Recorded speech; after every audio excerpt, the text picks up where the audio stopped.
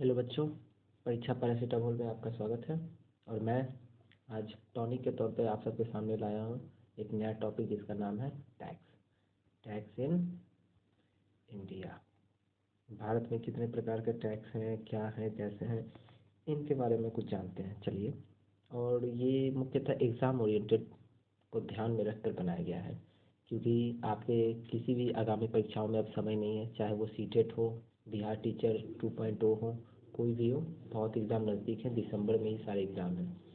तो ज़्यादा डीप भी ना जाते हुए और ज़्यादा ऊपर ऊपर भी ना जाते हुए हम सब अपने टॉपिक पे आएंगे, और जो आपके एग्ज़ाम रिलेटेड हैं उन्हीं पे बात करेंगे, और अपने 2 से 3 मार्क्स आप इस वीडियो के माध्यम से पक्के कर पाएंगे।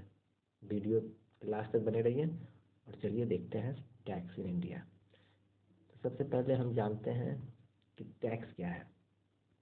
मोटा मोटी एक आइडिया के तौर पे याद कर लीजिए कि टैक्स मतलब कर। कर क्या है? कर देखिए वैसा अनिवार्य भुगतान है जो व्यक्ति सरकार को देता है, जो कर आधार से संबंधित होता है, जिसके बदले करदाता को कोई लाभ नहीं प्राप्त होता है। इसका मतलब आपको ये देने ही होंगे, ये आपके लिए अनिवार्य है। और सरकार को देने होंगे कि ये लीजिए, मान लीजिए आप कुछ कमाए या कुछ भी किए, उनमें से आपको कुछ जो कर आधार का मतलब होता है कि जो स्लैब बना हुआ है, कितने परसेंट पे आपको देना है, कितना कमा रहे हैं तो किस आधार पे आप दीजिएगा, वो होता है कर आधार। तो इसके बदले में आपको कुछ सरकार को देने होंगे। और इसके लिए आपको कोई लाभ भी नहीं होता। मान लीजिए आप 100 रुपये कमाए, उसमें से सरकार बोलेगी कि आपको 20 देने हैं। अब क्यों देने हैं, नहीं देने का मन है, ये सब हम सब का टॉपिक अभी नहीं है। तो हम सब ये सब टॉपिक से अभी बचेंगे और एग्ज़ाम पे फोकस करेंगे। तो मतलब आपको 100 में से 20 देने पड़े, 80 आपकी, और ये 20 आपके लिए अनिवार्य हैं देने। नहीं देंगे तो ये कर चोरी हो जाएगा, और ये आप जानते ही हैं आपराधिक गलती है, जिसके लिए सज़ा भी मिल सकती है, कानून में है। आइए देखते हैं अब टैक्स कितने प्रकार के होते हैं। 2 प्रकार के टैक्स होते हैं, डायरेक्ट टैक्स और इनडायरेक्ट टैक्स। हिंदी में प्रत्यक्ष कर कहते हैं और अप्रत्यक्ष कर। इसके बारे में बहुत लोग जानते होंगे, लेकिन इसके अंतर नहीं बता पाते होंगे। आप मेरा बात मानिए और पूछ के भी देखिएगा अपने दोस्तों से कि डायरेक्ट और इनडायरेक्ट टैक्स के अंतर बताइए। वो फंस जाते हैं इसमें बताने में। तो बहुत आसान तरीके से समझते हैं कि डायरेक्ट टैक्स क्या है। डायरेक्ट टैक्स नाम से ये कि डायरेक्ट, जिसका इम्पैक्ट जो है और जिसका इंसिडेंस जो है वो व्यक्ति पर डायरेक्ट रूप से पड़ता है, उसे कहते हैं प्रत्यक्ष कर। मतलब जिसका मौद्रिक और वास्तविक बोझ जो होता है, जो आप पे एकदम सीधा सीधी पड़ गया कि आप दिए किसी को, वो डायरेक्टली आपको हट कर गया, वो होता है डायरेक्ट टैक्स। और इनडायरेक्ट टैक्स उसी का अपोजिट, कि मतलब उसको आप डाइवर्ट कर सकते हैं कि आपको पड़ भी रहा है इनडायरेक्टली और आप नहीं भी पड़ रहा है वही है, लेकिन देना तो है ही दोनों टैक्स हम सबको। तो यही 2 प्रकार के टैक्स आप देखते हैं इन दोनों में एग्जाम्पल्स, क्योंकि इनसे ही अधिकतर एग्जाम में क्वेश्चन आते हैं। इन्हीं में से कोई एक ऑप्शन रहेगा और बोलेगा कि ये प्रत्यक्ष कर के उदाहरण है या अप्रत्यक्ष कर के उदाहरण है। और जो भी नए बच्चे या पुराने बच्चे भी होते हैं वो इन क्वेश्चन में मात खा जाते हैं, और आपको यही 1-2 नंबर यहाँ से बढ़ाना है, गलती नहीं करना है। तो इनमें से कुछ कुछ इम्पोर्टेंट जो क्वेश्चन एग्जाम में आते ही रहते हैं, हम सब उस पर फोकस करते हैं। प्रत्यक्ष करके देखते हैं कुछ एग्जाम्पल। देखिए, प्रत्यक्ष कर भी केंद्र के द्वारा भी लगेगा और राज्य के द्वारा भी लगेगा, क्योंकि सबका अपना अपना है। वैसे ही अप्रत्यक्ष कर भी केंद्र के द्वारा लगेगा और राज्य के द्वारा लगेगा। तो पहले प्रत्यक्ष कर देखते हैं। तो केंद्र सरकार द्वारा प्रत्यक्ष कर के उदाहरण जो डायरेक्ट तौर पर लगता है, व्यक्तिगत आयकर, निगम कर, ये सबसे इम्पोर्टेंट है। निगम कर बहुत बार पूछा जा चुका है कि निगम कर कौन सा टैक्स है, डायरेक्ट या इनडायरेक्ट। तो आपका डायरेक्ट। उपहार कर भी है डायरेक्ट टैक्स। संपदा शुल्क, स्टेट व्यय कर, संपत्ति कर, लाभांश कर और ब्याज कर, ये सब कोई है प्रत्यक्ष कर के उदाहरण, जिनमें से 2 इम्पोर्टेंट है, निगम कर, उपहार कर। ये आप एकदम गांठ बांध लीजिए कि ये दोनों आएंगे ही, निगम कर, उपहार कर। और मोटा मोटी तौर पे आप संपत्ति कर को भी देखिएगा। ये सब नाम से ही पता चल रहा है कि आप पे डायरेक्ट असर करेगा। आप किसी से उपहार लेंगे या देंगे तो ये सब आप दोनों की बात है, तो ये डायरेक्ट तौर पे पड़ेगा। संपत्ति कर आप जितना संपत्ति कमाते हैं उस हिसाब से होता है। अब राज्य सरकार के द्वारा देखते हैं कि डायरेक्ट टैक्स कौन से हैं। तो होटल प्राप्तियों पर कर, जो भी राज्य में होटल उटल होते हैं वो आप देखते होंगे तो वो राज्य के अंडर ही होते हैं। तो वो जो कमाएंगे जो करेंगे वो सब तो राज्य को ही देंगे, क्योंकि उनकी ही ज़मीन पे हैं, उन्हीं के भू राजस्व। व्यवसाय कर, पथ कर और गैर शहरी अचल संपत्तियों पर कर, ये सब राज्य सरकार के अंडर आते हैं, तो इन पर राज्य सरकार अपना टैक्स लेती है, वो भी डायरेक्ट। अब अप्रत्यक्ष कर देखते हैं, जो केंद्र सरकार द्वारा लगते हैं। सीमा शुल्क हो गया, केंद्रीय उत्पाद शुल्क, सेंट्रल एक्साइज ड्यूटी, केंद्रीय बिक्री कर, और सेवा कर, सर्विस टैक्स।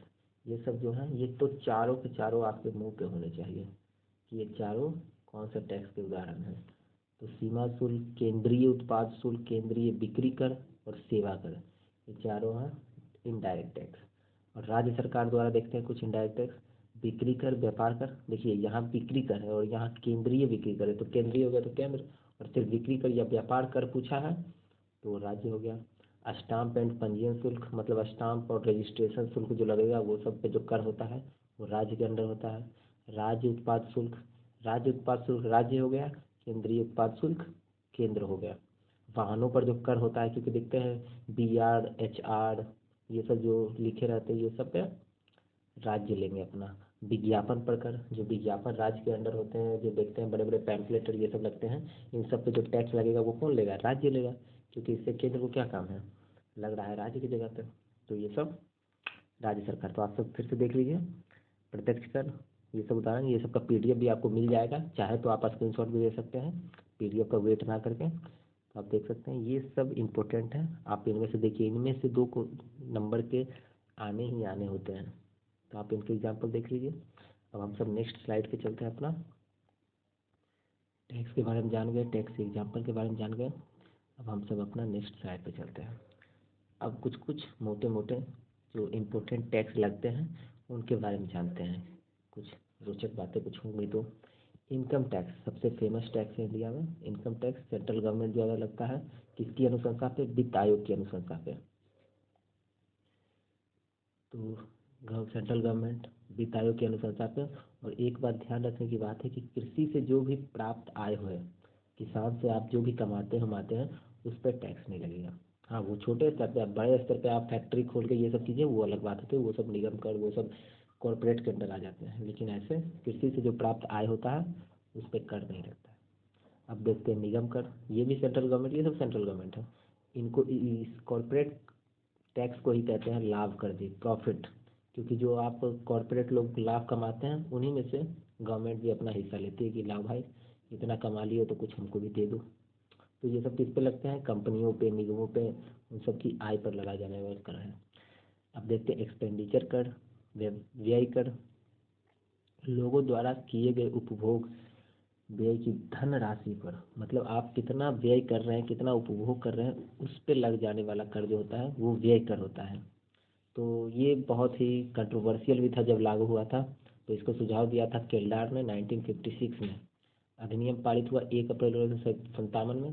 तो अमूमन 1 साल पहले अधिनियम पारित होता है और अगले साल लागू हो जाता है। जैसे RTE का देख लीजिए, राइट टू एजुकेशन भी देख लीजिए, RTI ये सब। तो अधिनियम पारित हुआ 1 अप्रैल 1957, और लागू कब हो गया, 1 अप्रैल 1958। लेकिन जैसा कि मैंने कहा ये बहुत कंट्रोवर्शियल था कि हम कितना उपभोग करते हैं, ये सब पे कर लगाए जाने लगा, तब तो फिर ये सीधा तौर पे जनता पे मार हो गया। तो इसलिए 1964 में इसे भारी विरोध के बाद समाप्त भी कर दिया गया। तो एक्सपेंडिचर कर पूछा जाता है कि कब समाप्त किया गया था, तो 1964 में इसे समाप्त कर दिया था। अब आते हैं स्टेट ड्यूटी, संपदा कर। ये सब पिछले स्लाइड में देखा होगा, ये सब प्रत्यक्ष कर के उदाहरण थे। ये भी सेंट्रल गवर्नमेंट द्वारा लगता है, डायरेक्ट टैक्स है। वेल्थ टैक्स, स्टेट ड्यूटी ऐसे आप मोटा मोटी समझते हैं, स्टेट जो शेयर मार्केट से रिलेटेड है उन सब पे लगता है। वेल्थ टैक्स धन कर, किसी व्यक्ति की संपत्ति, पूंजी या धन के मूल्य पर प्रतिवर्ष लगाए जाने वाला कर है। तो ये तो अच्छी बात है। तो आप कितना संपत्ति कमाते हैं, आपके पास कितनी पूंजी है या फिर आपको क्या है, तो 1 साल के अनुसार आपको देना होता है एनुअल टैक्स। इसका भी सुझाव दिया था केल्डर ने। केल्डर ने, जैसा कि हमने अपने ऊपर के स्लाइड में देखा है कि केल्डर महोदय ने ही एक्सपेंडिचर टैक्स का भी सुझाव दिया था, तो वो तो रद्द हो गया। अब ये देखते हैं इनका ये भी क्या होता है। तो वेल्थ टैक्स पे लग गया, सुझाव दिया केल्डर महोदय। ये कौन थे, ब्रिटिश अर्थशास्त्री। तो ये लागू हुआ 1957 में, और वो लागू हुआ था उसका भी सुझाव दिया था 1956 में। तो एक साल, जस्ट एक साल बाद 1957 में ये सुझाव दिया था कि ये वेल्थ टैक्स भी लगाना चाहिए, और ये भी समाप्त हो गया 1 अप्रैल 2016 में। मतलब मोदी जी आए और 2 साल बाद इसको भी समाप्त कर दिया कि ये जनता पे मार है, इसको भी बंद करो। अब आते हैं सर्विस टैक्स पे, सेवा कर। ये इनडायरेक्ट टैक्स है, ये बहुत इंपॉर्टेंट है। सेवा कर पूछा जाता है कि सेवा कर किसका उदाहरण है, तो इनडायरेक्ट टैक्स का। इसकी शुरुआत हुई थी 1994-95 में, ये ध्यान रखिएगा। सेंट्रल एक्साइज ड्यूटी, ये भी अप्रत्यक्ष कर है, पिछले स्लाइड में देखा हमने। वित्त आयोग द्वारा निर्धारित फॉर्मूला होता है, क्योंकि इसी का जो कमाई होता है वो राज्य सरकार को भी बांटा जाता है इसी से, कि सेंट्रल कितना कमाती है एक्साइज ड्यूटी से, फिर उसी के आधार पर फॉर्मूला है, उस फॉर्मूले के आधार पर राज्य में भी वितरित होती है। अब कस्टम ड्यूटी देखते हैं। कस्टम ड्यूटी भी बहुत आपने सुना होगा, ये भी इनडायरेक्ट टैक्स है। केंद्र सरकार द्वारा वस्तुओं के आयात और निर्यात पे लगाया जाता है। किस पे लगाया जाता है? Excise custom duty. सीमा शुल्क, नाम से ये सीमा शुल्क मतलब सीमा में जो भी आयात निर्यात होते हैं, सब कुछ होते हैं, उस पर लगाया जाने वाला टैक्स है। और ये इनडायरेक्ट ही हुआ, क्योंकि डायरेक्ट तो लिया नहीं जाता है। तो ये केंद्र सरकार द्वारा वस्तुओं पर लगाए जाने वाला कर है, आयात और निर्यात पे अमूमन। तो और ये 2 तरीकों से लगता है, मूल्य अनुसार और मात्रा अनुसार, कि कितना मूल्य का आया सामान और कितनी मात्रा में आया। तो उस हिसाब से सरकार डिसाइड करती है कि हाँ, इस पर कौन सा और कितना टैक्स लगेगा। तो हम सब अपने नेक्स्ट स्लाइड की ओर बढ़ते हैं। अब आते हैं सबसे फेमस टैक्स हम सबका, जीएसटी। जीएसटी टैक्स के बारे में कुछ मोटा मोटी जानते हैं। इससे बहुत क्वेश्चन पूछे जाते हैं और पूछे ही जाएंगे, क्योंकि सबसे लेटेस्ट टैक्स है हम सबका। तो जीएसटी का सबसे पहले फुल फॉर्म ही पूछा जाता है, गुड्स एंड सर्विस टैक्स, वस्तु में सेवा कर, वस्तु एवं सेवा कर। तो इसकी शुरुआत हुई थी 1 जुलाई 2017 को। याद रखिएगा, ये बहुत इंपॉर्टेंट है, पूछा जाता है कि इसकी शुरुआत कब हुई थी। 1 जुलाई 2017 को। राष्ट्रपति उसमें थे प्रणब मुखर्जी, याद रखिएगा, इनको भारत रत्न भी मिल गया था। प्रधानमंत्री नरेंद्र मोदी थे। 1 जुलाई को हम सब जीएसटी डे भी मनाते हैं। 1 जुलाई को मनाते हैं हम सब जीएसटी डे, और भी बहुत। तो हम सब 1 जुलाई को ही मनाते हैं जीएसटी डे।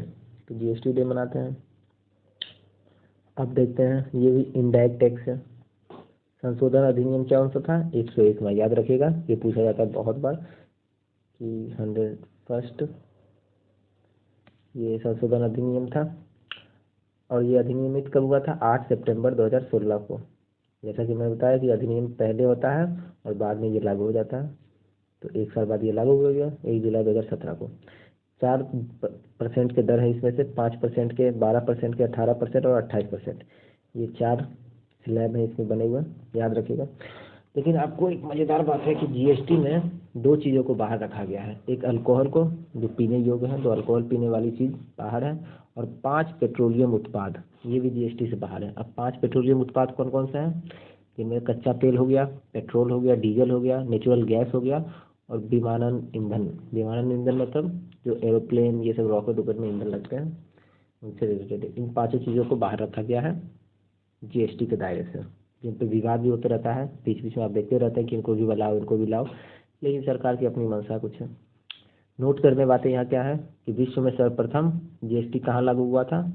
तो फ्रांस में। और कब? 1954 में। याद रखिएगा, 1954 में जीएसटी फ्रांस ने लागू कर दिया था। उसमें यहाँ जीएसटी कोई जानता भी नहीं था। और भारत का जो जीएसटी मॉडल है वो किससे लिया गया है? कनाडा के मॉडल से। फ्रांस में लागू हुआ सबसे पहले, लेकिन भारत का मॉडल है जीएसटी मॉडल कनाडा के मॉडल से। अब जीएसटी में कौन कौन से कर शामिल है? क्योंकि जीएसटी आया तो सारे टैक्स हट गए थे, और कौन कौन से इसमें शामिल हो गए वो देखते हैं।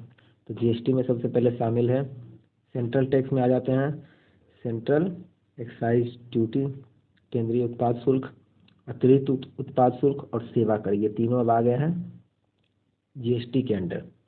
और स्टेट के तौर पे जीएसटी के अंदर कौन कौन से आ गए हैं? तो ये सब इम्पोर्टेंट ही है इसमें। वीएटी, वैल्यू एडेड टैक्स, ये भी जीएसटी के अंदर आ गए हैं। इसको खत्म कर दिया गया है, सब जीएसटी के अंदर आ गया है। खत्म कुछ नहीं होता है, बस समाहित हो जाता है। मनोरंजन कर, एंटरटेनमेंट टैक्स, ये भी इसके अंदर आ गए। केंद्रीय बिक्री कर, मतलब केंद्र द्वारा जो दिया जाता है और राज्य जो लेते हैं, उन पर भी जो टैक्स लगता है वो स्टेट टैक्स के अंदर आ जाता है। क्रय कर, क्रय और विक्रय, विक्रय ऊपर उनके पास है, क्रय हम सबके पास है। केंद्रीय बिक्री कर और ये क्रय कर भी।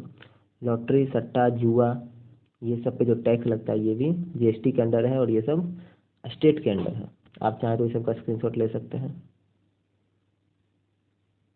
बहुत इंपॉर्टेंट है सब। जीएसटी तो खासकर एक बार पढ़ के ही जाइएगा, क्योंकि पूछ सकता है अभी एग्जाम में, जितने भी हालिया एग्जाम है उनमें से पूछा ही जाएगा। बिहार दरोगा में तो खासकर ज़्यादा ही हर बार पूछा है।